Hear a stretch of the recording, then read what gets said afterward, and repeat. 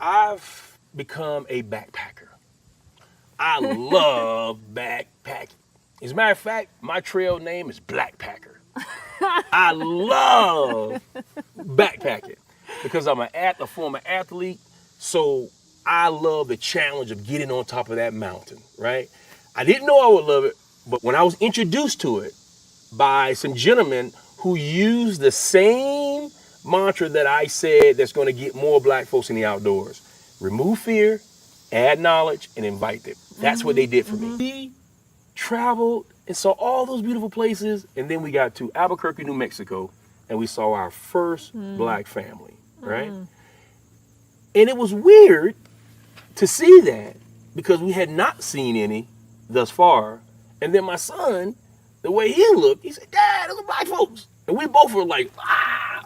And the black folks who actually we saw were like, "Ah." It was like one of the moments like, "Yeah, we out here, baby." When I talk to the young black kids and sharing with them about the outdoors, tents and things of that nature, they had no clue on how to assemble a tent. As a matter of fact, they did not even want to sit on the ground because they were scared of the bugs. Well, I went across town to another location where the children were and the youth were 100% white. They knew everything how to put the tent up, and they enjoyed going in the outdoors. Matter of fact, they led the trail. We in here, yeah, we in here, cause we been here. We in here, yeah, we in here, cause we been here. We in here, yeah, we in here, cause we can't get rid of us now.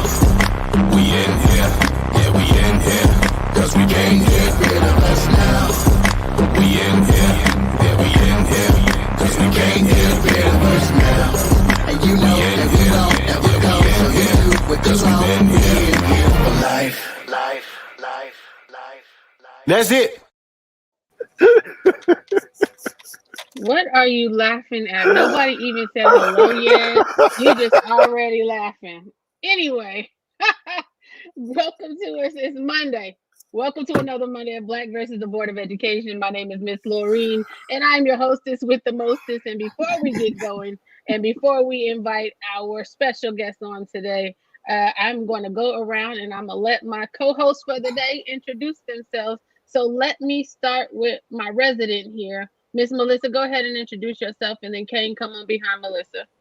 Hi, my name is Melissa. I am a 15-year-old sophomore in the Southern California area. Well, welcome back. Hi, I'm Go ahead, Kane. King. I'm 8 years old and I am a third grader.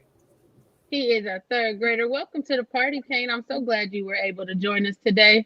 And we have another young king in the building. Samuel, go ahead and introduce yourself. Hi, And stop making I'm that face. Samuel. Stop making that face. Stop making that face. Knock it off. Hi, I'm Samuel. I'm 11 years old. I'm in 5th grade, and I am in Loganville, Georgia. Georgia. Okay, well, welcome to the party. And my co-host, the one with the sun shades on today, go ahead and introduce yourself. What it do, baby? I am Matt, M16 graded lead singer of M16 and the Full Moon Rules. Right now, I'm in Los Angeles, California.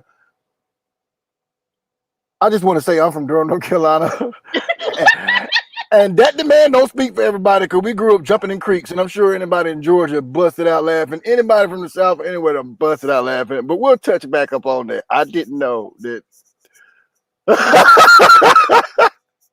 Oh, so you're talking about the video, the gentleman in the video. Yeah, I just had to name drop that. Yeah, we'll get back on that. Okay, and while we're doing that, we'll get back to that. But before we go to our story, I wanted to make sure Travis had a chance to introduce himself before we move on. So go ahead, Travis. Go ahead and introduce yourself. Yeah, hey, my name is Travis. I'm from California, the San Fernando Valley. I found my way up to Portola, this Northern California area, just trying to shed some light on the outdoors, create spaces for people to utilize the space that we all should be sharing. So I'm an outdoor educator. Oh, perfect. Well, we can't wait to talk to you. We'll get into that pretty soon. But I have this story that I need some opinions on. And Samuel, I want you to stop making faces because you're gonna make me laugh.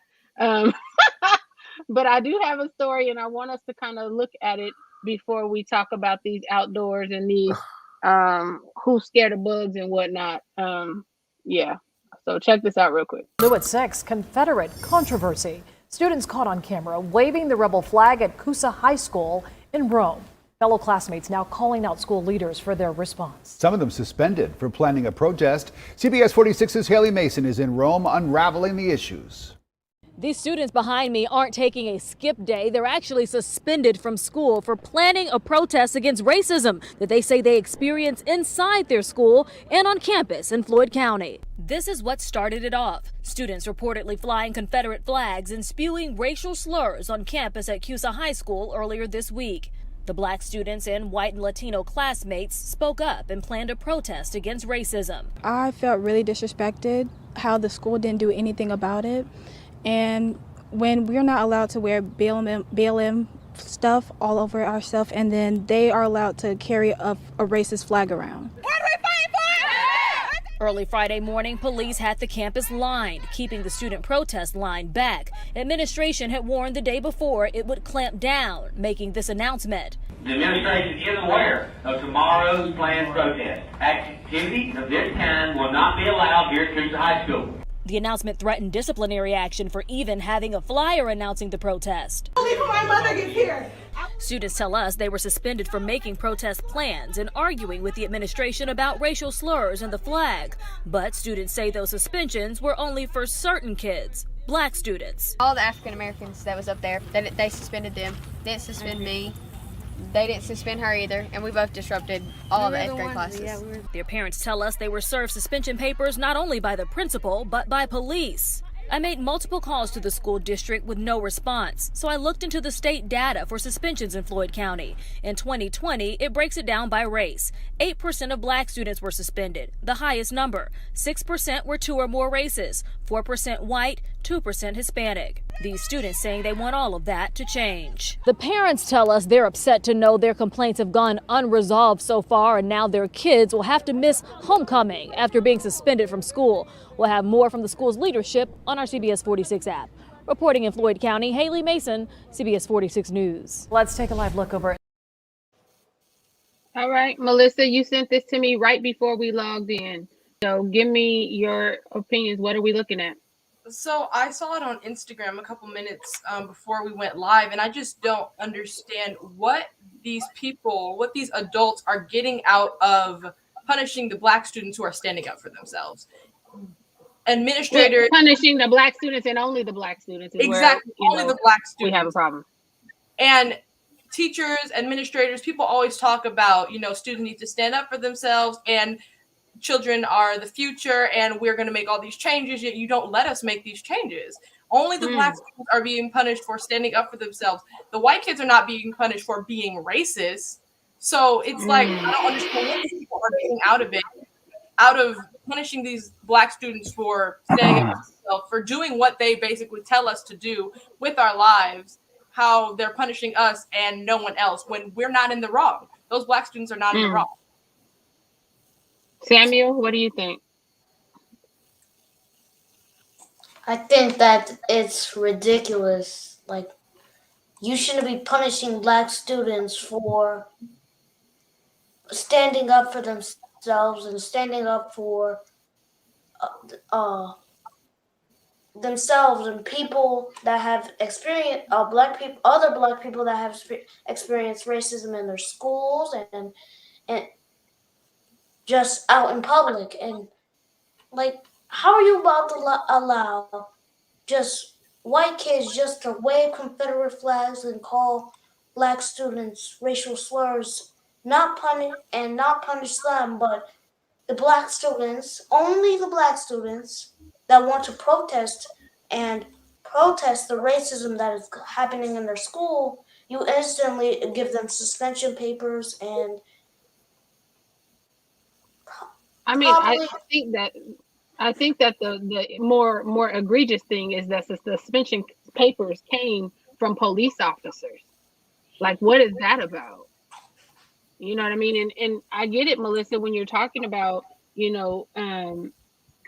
tell you to use your voice. They tell you to advocate for yourself. But when you try to go about it the right way, that's also kind of met with, students being slapped down, and that's problematic. What do you think, Matt? I think I will commend the young lady who was not a black young lady for attempting to put it on blast. What's happening is we're in a high information generation, and they are beginning to know the truth, and they're beginning not to go for this crap. My opinion that I would even tell my own child: keep your foot on their neck. And I know this may be harsh for some of you to hear, but sometimes you got to be willing to die for the truth, or you will live in a lie, and the next generation will too. The system, someone commented, the system's already set up how it's supposed to be. Right. But what's happening with this new generation is it's almost scaring your kids into shut up, get in line, and something's going to happen to you if you don't. Stand your ground, put your foot on their neck. Not literally in case someone dumb tries to take what I said and misquote it and say I told y'all to stomp on somebody's neck, because we'll hear that be the next claim. But stay on it. It doesn't matter. It could be scary. It could be uncomfortable. Exercise your right humanly and lawfully. Gotcha. Kane, did you have something you wanted to add? Did you have an opinion on what you saw? Yes. I actually think the white kids should actually be suspended because they were the people who were actually being racist. And it's not really fair that nobody can wear Black Lives Matter stuff when the kids are getting away with being racist. I agree. I think what's good for one should be good for all of us. Or it should be uniforms, and anything outside of uniform on campus is deemed unacceptable, regardless of who you are and what it is. Yeah. I mean, the rules seem to change depending on the hue of melanin you have in your skin. Well, in that Travis, case, protest and don't stop and do it again. And if they suspend you and let you back, do it again. And if that's a place where you're missing homecoming, you don't feel like you're coming home anyway, so you don't need that. Well, I think that we have to be clear, because what I don't like to see, and I don't like to tell our children, go in there and protest. Are we the adults going to protect them and back them up when they do go in there to do that? Well, how about all the adults or the parents go up in front of that school the same way? Well, I mean, there's because it's seeming like the parents are staying back and the kids are handling this on their own. And it's got to the point to where we haven't listened to them, just basically like what's been going on, where they've taken it into their own hands. Well, and, because and they're the the ones adults on aren't the even campus, talking to them. right? Right. They're the ones on the campus. They have to deal with it. However, when our children come home and they tell us that these things are going on, we as the adults have a responsibility to respond in kind. Now, I'm not gonna do no protest. I don't know about y'all. That ain't where I shine at. Whatever form it be, going to the protesting, going to a higher power, like keeping your foot on their neck, and like you said, parents responding to it, because over time, and I will admit, say I've been guilty. My kids, them said something, and I kind of like, what, you may need to. But I've been a big advocate of, as soon as my child says something, no matter how I know my child is, I'm checking into that, because you can't put nothing past. The more stories we see, they're getting. I'm still surprised by them. Right. And you're right. No racism in schools. The kids are the ones who are directly impacted. Absolutely. Travis, you hear what's going on. And Matt, I'm gonna put you on mute because I hear an echo. But you hear what's going on. Do you have any opinions about what you've seen so far? Yeah, my thoughts whenever it comes to, or now lately when it's been coming to matters like this, I think of our country, how it's set up, right? It's supposed to be system of checks and balances, right? In the government, that's what it's supposed to be. That should go all the way down to the individual level. And so that's where I think, because we're going to talk about this till we're blue in the face, right? There's an act that happened. It was racist, it's detrimental to us, but where's the check? Where's the balance? Who are we leaving it up to our kids now to be the ones to do that for themselves? Or where we as the adults who have been here, who are advocating for our youth, how are we going to move to support them, all in all supports ourselves as well, the entire community.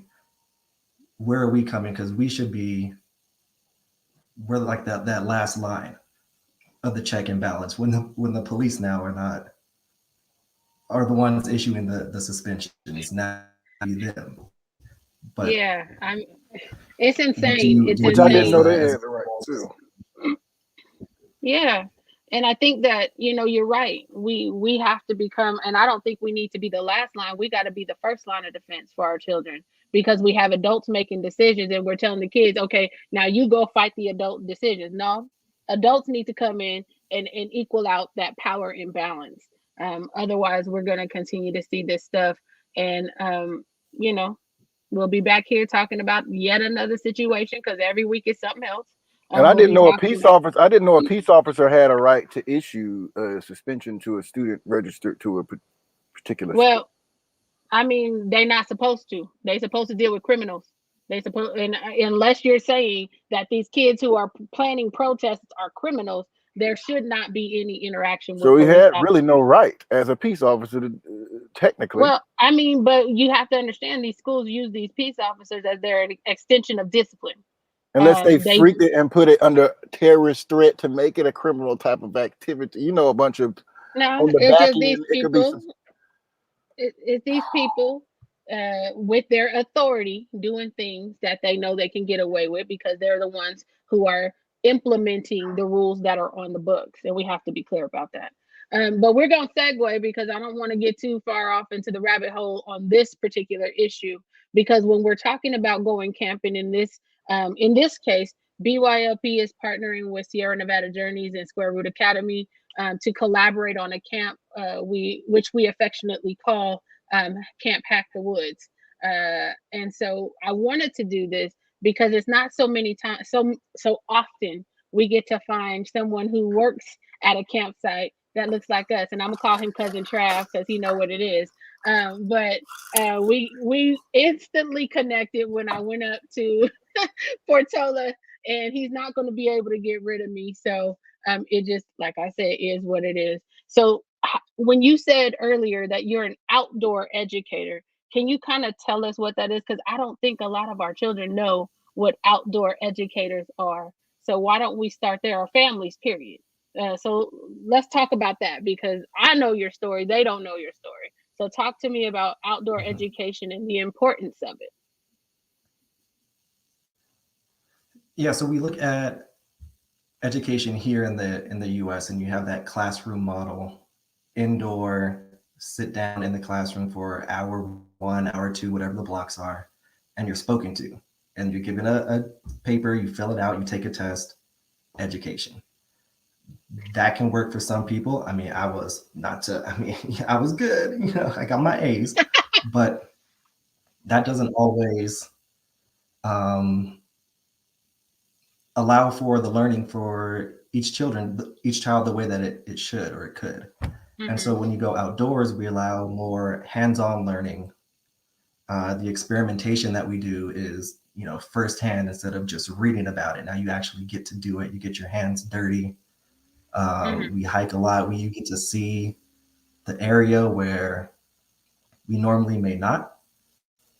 And we get to really just learn about learning in a different way. Where instead of being instructed in a classroom, this is a lesson, take it, digest it, do the homework, come back. No, now we get to actually learn about not just whatever the topic is, the ecology in the pond or the forest itself, but now we also get to learn about ourselves, our peers. The social emotional learning aspect to it is huge. Being able to understand, oh, I'm feeling nervous. I'm feeling scared right now. I'm not used to this environment. But then we're here. We have a whole team to support, an instructor who's right there with you to help guide you along while you're still doing everything yourself. So it really impacts the whole person rather than just, the intellectual part of someone's mind. But you really get to delve into all aspects of a person. Right. And so what I heard you say is that one, children are not monolithic. They have different learning styles, and you all take that into account. Number two, what I heard you say is you acknowledge that kids may be nervous or scared in coming to the environment because Right. it's unfamiliar to them. Now, in that video, that homeboy said a couple things that really got on my nerves, because I think that when you're wearing a shirt that says Black Folks Camp, and you ain't talking to no Black folks, you talking to this white lady about what Black folks, you done come up around. Right. And then you make decisions, or you make statements like, Black folks are scared of bugs. Black kids were scared to sit on the ground. To me, that says something a lot larger, in terms of maybe lack of exposure. That says maybe lack of resources. There are a number of things that could come into the conversation. And that's why I wanted to have this conversation today. There are a lot of assumptions being made, but there's no real kind of way that folks are delving in to try to understand why certain things are the way that they are. So let me ask Sam, are you scared of bugs or sitting on the ground? Samuel? No. I'm Like, not at scared all? of. Well, there's venomous bugs that I don't want to pass by, but that's everybody. Like, you don't want to pass by a venomous spider that bites you. That's everybody. So Matt, I'm stop not. it. So Black people. It's not Sam I'm laughing at. Kids aren't afraid. Black kids aren't afraid of sitting on the ground. Like, that's just ignorant. That's just like, Black kids aren't as afraid of sitting on the ground. Like they're not exposed to it. Yeah, they sit on the ground. It's just that they don't have the resources, and they're not educated, and they just don't have the exposure to think about camping when they're going on a vacation or something. Like, let's take a family trip. Oh no, you don't think about camping or going to a national park or maybe like a flower place. You don't think about that stuff. You think about, like, oh, let's go to a water park, or let's go to a theme park, or an amusement park, or New York, or California.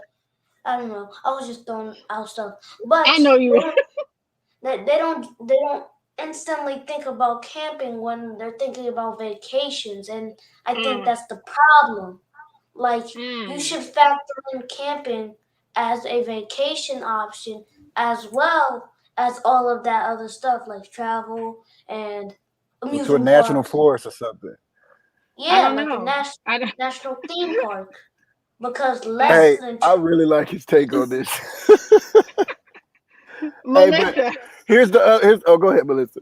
Yeah, I was just gonna say, I like how Sam, when Miss Lorraine asked the question, you said, well, everybody is afraid of like venomous bugs, like you put everybody, but I want to go back to what Miss Lorraine said about the way that the guy in the video was kind of explaining it. You're wearing the shirt about Black people camping, but then you're kind of contradicting what you're saying by saying that, the Black kids are afraid of bugs and don't want to sit on the ground. So if you are there for the purpose of trying to get to, Who raised you? aware that exactly who raised you, right? So if you're coming into this position of power or into this position trying to get a message out there, you cannot be contradicting what you're saying. Maybe you're not the right person for the job. Melissa, here's what the message says to me. And this is the disturbing part. And stop cutting my baby off, but go ahead. I ain't mean to cut you off. No, Because I'm kind of like piggybacking on what you're saying. Like, it makes so much sense. And Sam, I'm laughing. Y'all know when I laugh, it's a different type of emotion. It's almost like saying we're wild animals and we can be domesticated. Look, I promise you we can. I'm speaking for the rest of us. Like, even though we're wild, it is almost like putting that narrative out. Like, Black folk are disconnected from the universe. No, I come from Durham, North Carolina, where there was Black Wall Street and people worked with their hands and planting and farmers and all that stuff. A lot of things is genocide and taking away and dealing of history. So that's a whole nother concept and a subject. But when I'm hearing him talk about this, it's almost like I ain't never heard this much coonery. But to say, oh, well, black folks, we're normally, and if you met people in Georgia and people in Florida, people on the East Coast and around, or Midwest, even coming back here, or people up in the mountains, up in California, up in Big Bear, and they all up there hiking, and they black, brown, indigenous, and lack thereof. So I don't know, to promote that kind of like puts a lot of people backwards, not just black, but like you said, ignorance. Black people are not a monolith, right? I'm not scared of bugs, but I don't want to sit on the ground. I don't. That's me. I want to jump in a creek right now and catch a crawfish with my teeth. Nope. I don't want to do that. See, that's just not my idea of a good time. I mean, that's a great time. When people say camping, I'm like, okay, how far is the nearest hotel? That's my God. That's just me. I've never been camping. I've never put up a tent. I don't want to put up a tent. Well, that's not just black folks. Hey, I'm just talking about me. I don't know. I can't talk about, I don't know any other individuality. Folks. I don't know what they do. I can just tell you, black people are not a monolith. I don't like bugs. I'm not scared of them. I don't want to sit on the ground. And Travis will tell you, when I went up to Portola, I did not want to do the, what was it? You got to do something outside with, the obstacle course. Lorene didn't want to do that. Yeah, I'm over here, and I'm a cheer y'all on from over here. So will you stay in a tent? I'm not staying in no tent. I'm going to stay in a cabin only because the cabins were heated, and it looked like I might be able to do that. It is more so for me about the children. I will absolutely show up. But I'm not looking forward to camping outside on the ground in a tent for nobody. I'm sorry. I don't want to. What if you had no choice? I always have a choice. I'm going to stay home. I don't want to. If I don't want, and it's not that I'm scared, I don't want to sleep on the ground. What if the land reclaimed its property? I don't know what you're talking about. I don't know what that is. What if the trees reclaimed their land? You know what I think of when I think of trees and black people? I think of lynchings. So I'm not trying to go in the forest by ourselves. What if all of the strawberries reclaim the land? I don't know what you're talking about, and you sound like maybe you got a hold of one of the wild mushrooms out in the wilderness. What if all of the mushrooms reclaim the land? Girl, anyway, Melissa, get your friend. I'm just saying. Go ahead, Travis. I see Travis has his hand up, and he's saying we'll come to you. So go ahead. So to speak to that a little bit, though, because Lorene, that's more common to me. It's the access, it's the accommodations, and it's the education. So if there's no access to these areas, we're not going to get there. Or the availability of transportation, even just that as access. If that doesn't exist, we're not getting there. So we're starting from less at that point.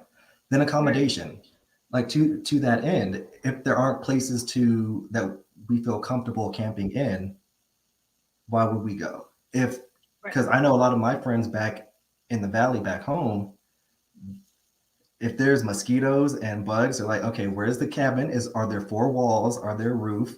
Is there a roof? Is it going to be heated? Is there air conditioning? And I'm over here saying, okay, but that's not camping. But wait. Let me pull that back. It is absolutely camping.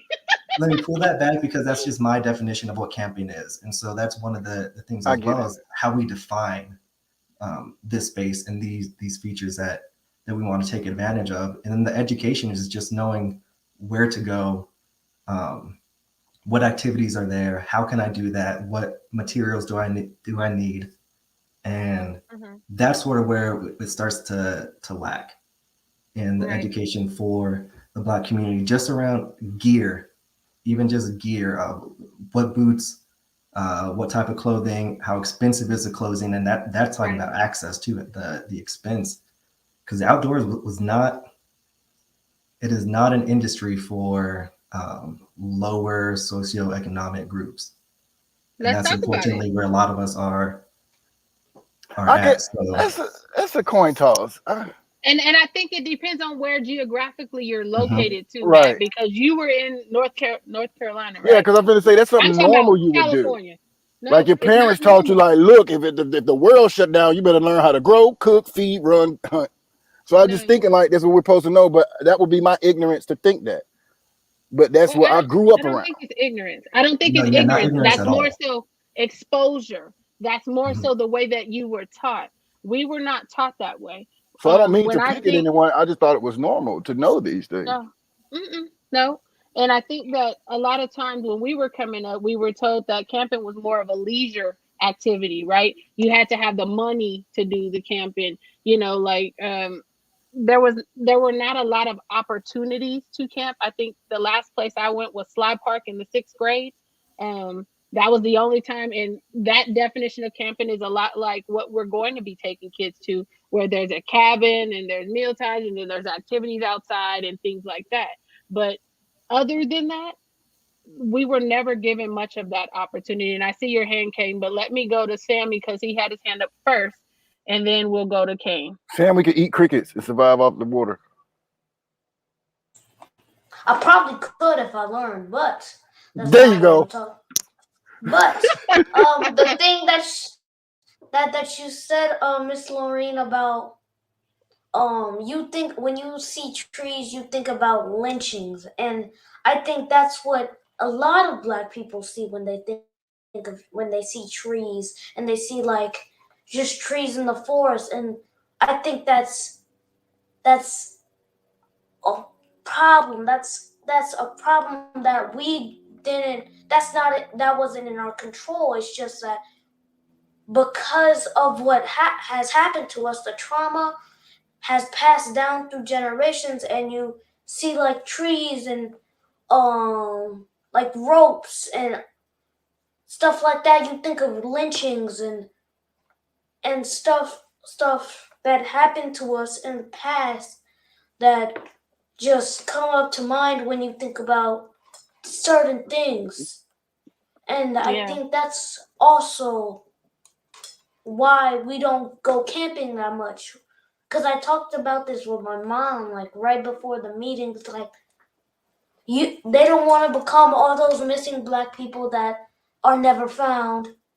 And they're just not really talked about on the news or on any mainstream media. They're not talked about. So we don't want to become that. Like, we can just be like unlucky one day.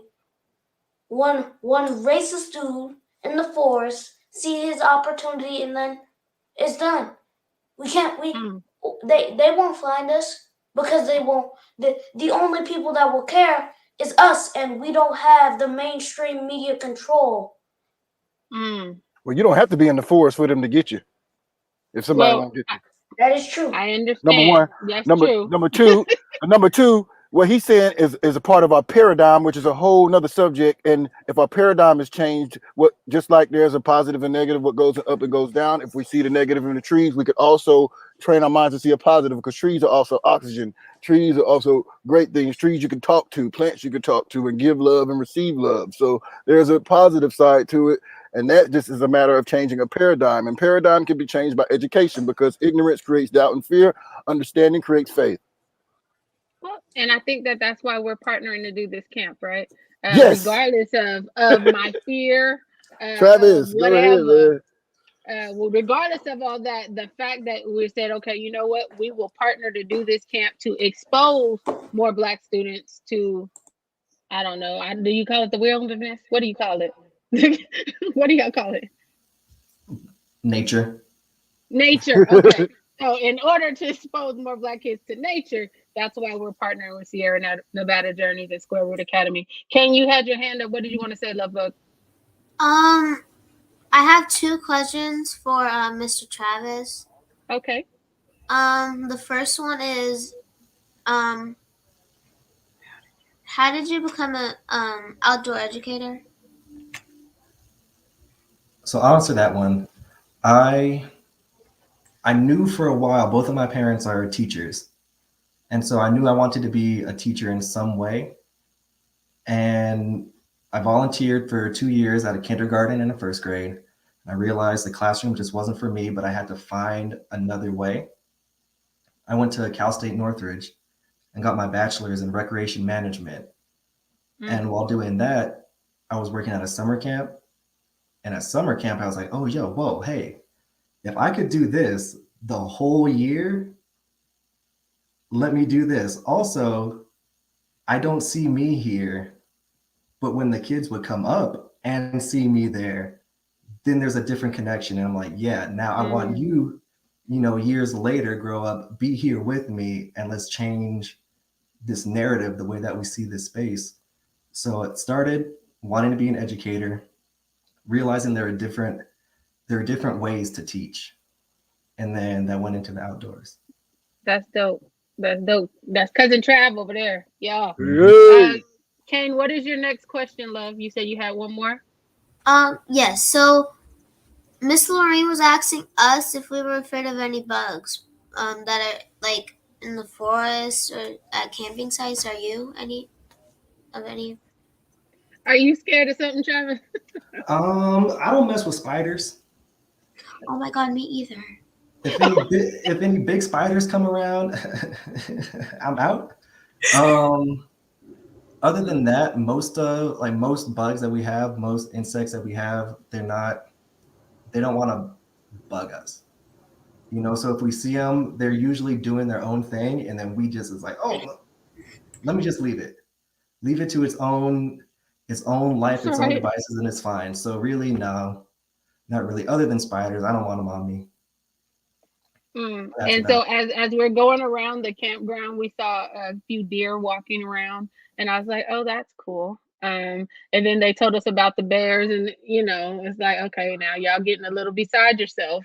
And then they started talking about other things that may be out there on the trail. I said, remind me not to go on the trail. So there's different things happening. And Sam, I think I saw your hand up, but Melissa, you also are saying something. I don't know, because your mouth is moving. What were you saying?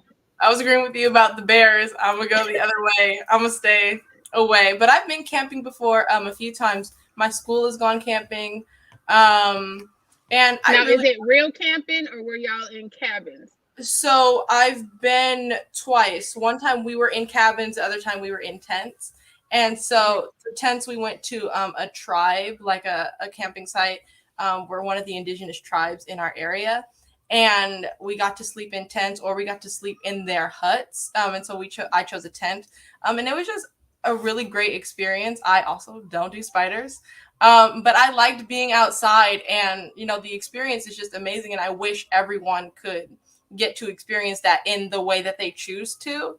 But I do think it's something that everyone should do if you can, because it allows you to see so much more than, being in the city, or just it allows you to be exposed to so much more. And I think that's really important. It's absolutely important. And Sam, you had your hand up. What were you going to say? And then Sam, I'm sorry, Matt, we'll come to you after Sam. I don't know if Travis meant to say bug when he was talking about spiders. I don't know if that was an intentional pun, but I saw it. But also, I read that under 2% of people that go to national parks are Black. So and 72% are white. Like majority, like by a long shot. And it's just showing the fact that Black students aren't being educated, or aren't being shown to the same resources as boys, exposed to the same resources as Boy Scout camps that show you how to camp and stuff. It's Boy Scouts and Girl Scouts and just regular camp learning in school and stuff, how to survive in the wilderness, how to do certain tips and tricks, how to build a tent, how to clean your water, how to catch fish, which I'm not down for camping, going in the forest and just getting everything yourself. I'm about to stab this fish, cook it, and then eat it. I'm about to clean this water, heat it, and then drink it. I'm not with that. I can do maybe like a campsite camping. That's just me. But if people were exposed to it, they would like it. Maybe if black kids were exposed to it, they would like it. They would enjoy it. Just not me, but they would enjoy it. And Sam, I like how you keep sliding that "just not me" in there. I think you and I are on the same page. I really, really do. I think I just learned a lot in this little bit of a time, and I really want to commend Travis for what you're doing, because I feel like you're not just educating on the outdoor, but you're bringing people together to really have an understanding of something. And my understanding of it right now, I don't feel like it's a percentage of black people or a black thing. I think it's more so of our areas and what we have access to, because when she said something about a deer, I was like, wow, we come on our front porch and you can say what's up to a deer. Like where I'm from, like walk past it. I done got missing from my dad's house before for like a week on purpose just to survive in the woods and see what happened. Come back with a big bump on me. I done ate some fish, figured out just figuring stuff out in the woods. Who cares? But then, so I feel like it's what you have access to, because if you grew up and could walk out your front door and it be Eno River, a major river basin passing by your backyard, I mean, you would be exposed to it too, no matter what color you are. Because I could go through the woods and it'd be a white family 10 miles down. It may be different in Georgia. You might not get along with that family. It may be different in LA. You might not even see anything but bricks. So I feel like it's just what we have access to more so than race. And unfortunately, over time, a lot of black people have that access to only certain zones that have certain things in those areas. So everything is connected to another. When you talk about public housing and bricks, they don't never put public housing by national forest or close to access, or they talk about that with direct programs. So it's also what is provided and given access. It doesn't have anything to do with, I feel like, fear, knowledge, or whatever. Like you just said, it's understanding, and then them knowing about it. That doesn't make them their IQ any lower or smarter, or them any better or less. Or I feel like it's an access. Now, a race thing leads up to that, but at the end of the day, it's what we have access to. Oh, well, I agree. Melissa, your mouth is open, but you ain't nothing coming out. What you saying? Yeah, well, I was just remembering something, what Sam was saying about, the Girl Scouts and the Boy Scouts, and how, if you're a white kid and a part of that, you get exposed to that automatically. Right. And I was a Girl Scout it was not a long time. And I was younger and I couldn't really express why I didn't want to do it anymore. But I'm now realizing, as I'm able to articulate my feelings, that I think it was because I was the only black kid there. So you're not around people that look like you. And so even if it is something that interests you, it's hard to be a part of it because you feel left out, or you're, singled out. You're not really included, even if you are included. So I just when Sam said that, it reminded me of, my experience with being a Girl Scout. So I think it is important for the kids who would not normally be exposed to that to be exposed to it. Yeah. And let me ask you guys something, the students. Does it make a difference if you show up to camp and you see someone like Cousin Trav? Does that make a difference for you? Why or why not? Don't just shake your head. Say something. I think no, it really does, because it allows you to know that you're not alone, and representation matters. So seeing someone who looks like you get to connect, even if you don't talk to that person the entire time you're there. You know that it isn't just you. You know that other people have the same interest. You know that is something that you can go towards in life if you want to. If you don't see a black teacher, a black principal, a black president, a black person working at a camp site, you don't know that you can go towards those things. You don't know that you're allowed to have that interest. So representation matters. And I think it is really important to see black people in all fields.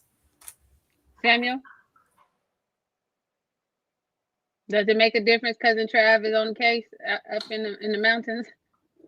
Yes, to an extent. Okay. Yes, because I get to see that people like me do this.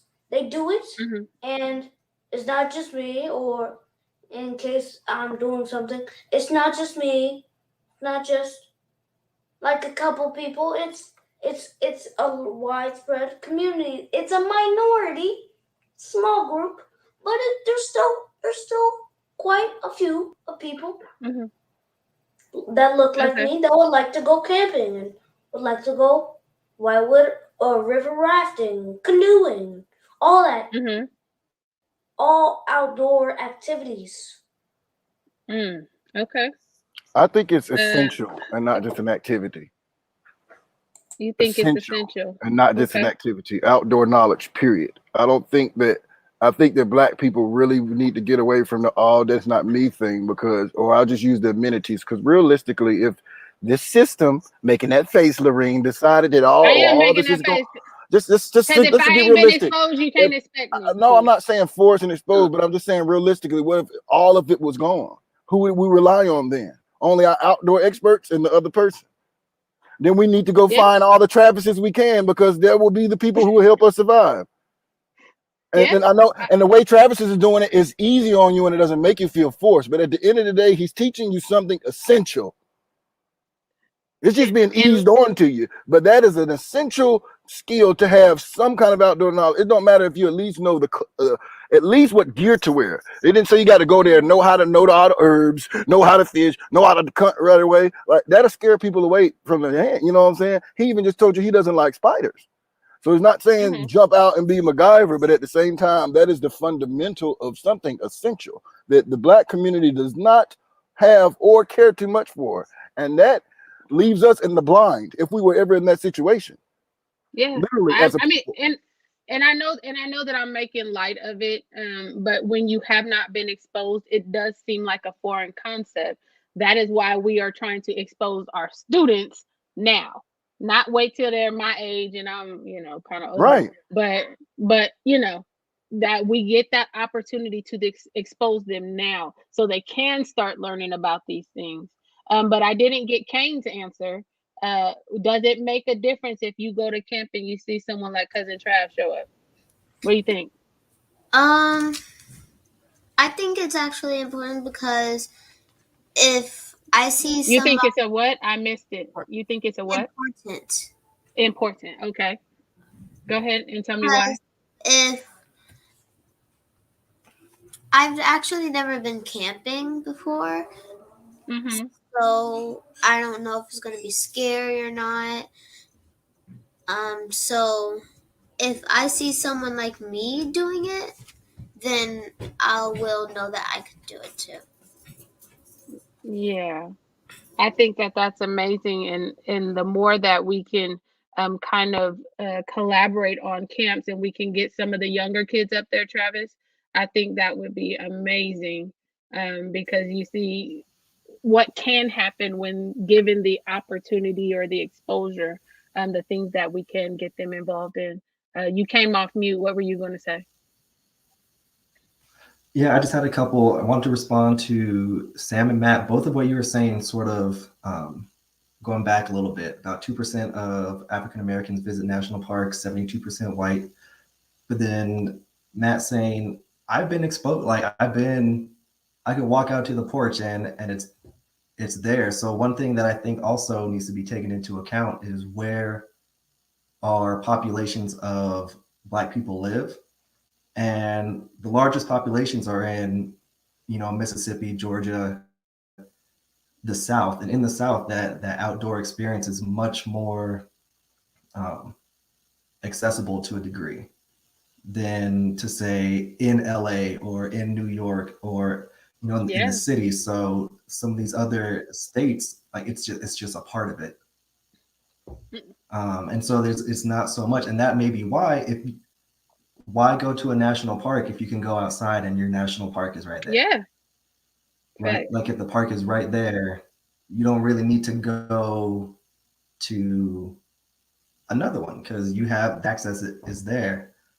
My stance is more for the people coming from the cities, from the inner cities, or just the cities in general, where it's harder to drive out to locations. So that's just where I'm coming from when it comes to the access, but also just the language we use when we say outdoors isn't what gets used, the untouched, unwalked natural forest space, where it's like, nah, that's nonsense. Like indigenous communities been walking this land since before we even got here. So like, get this untouched, Yeah. pristine, pure, clean. Like we've been here for forever.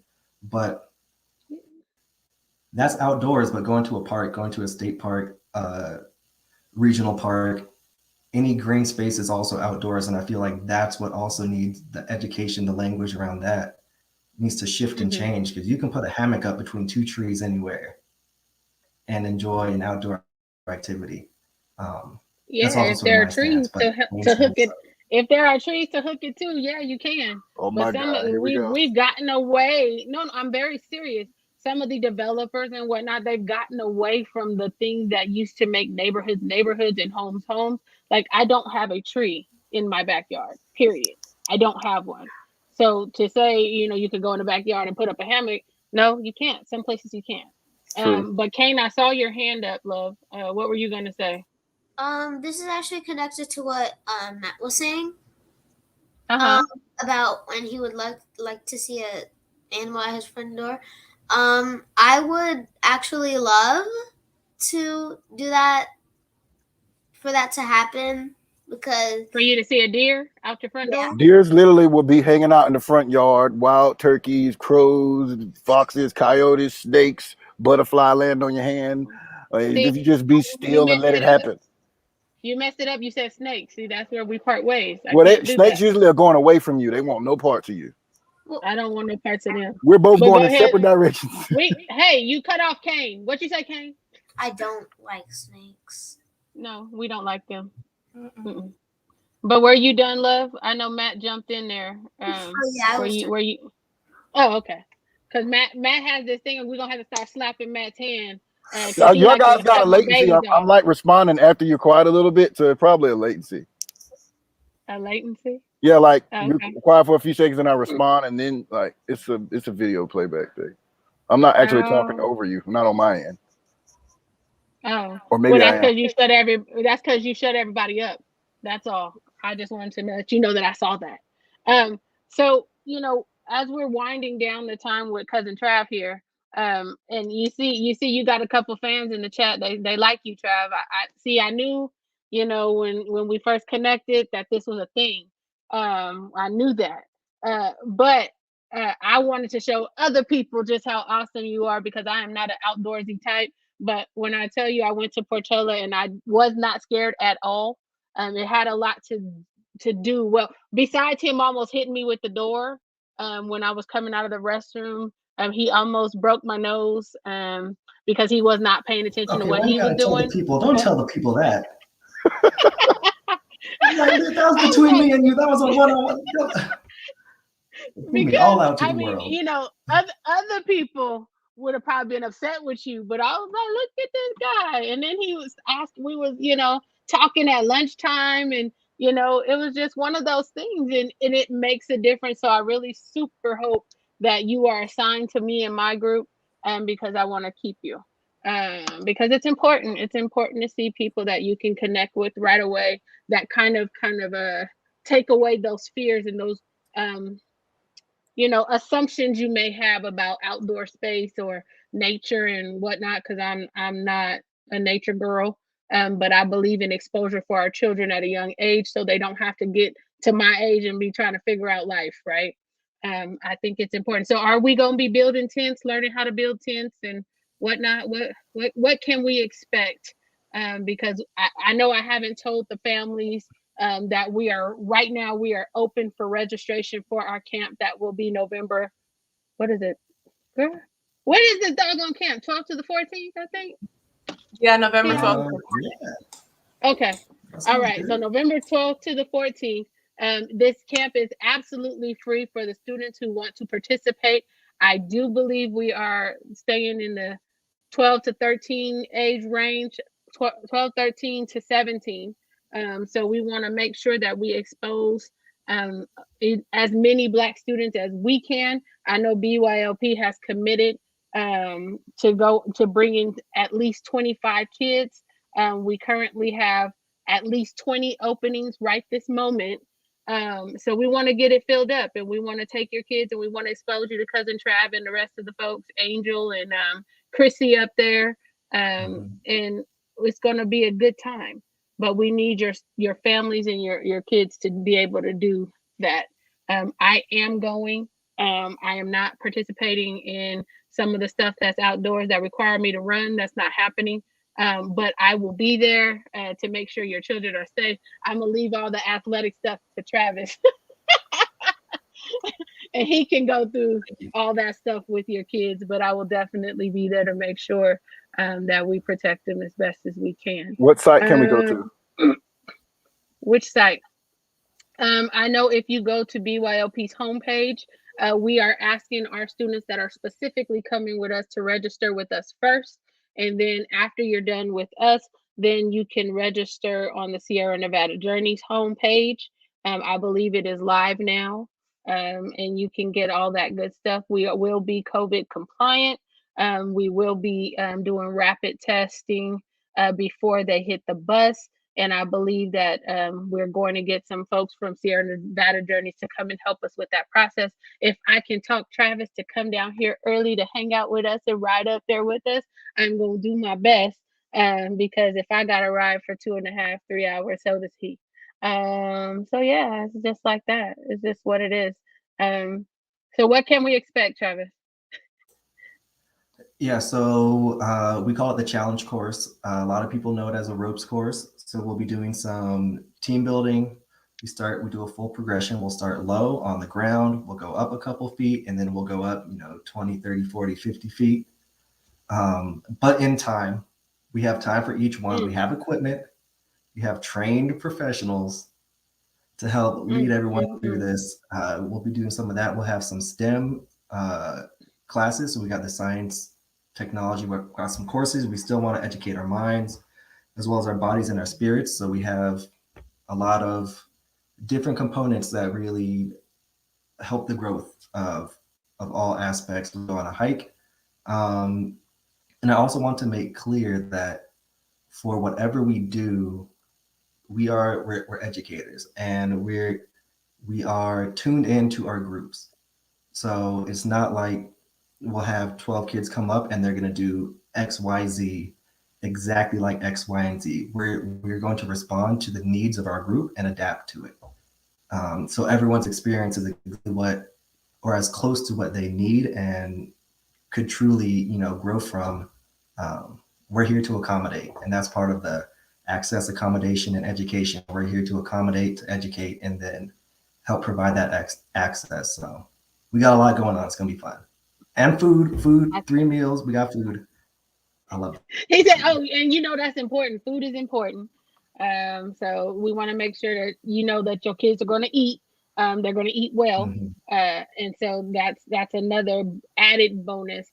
And then yours truly, my team, we're going to be doing a social justice type of workshop as well.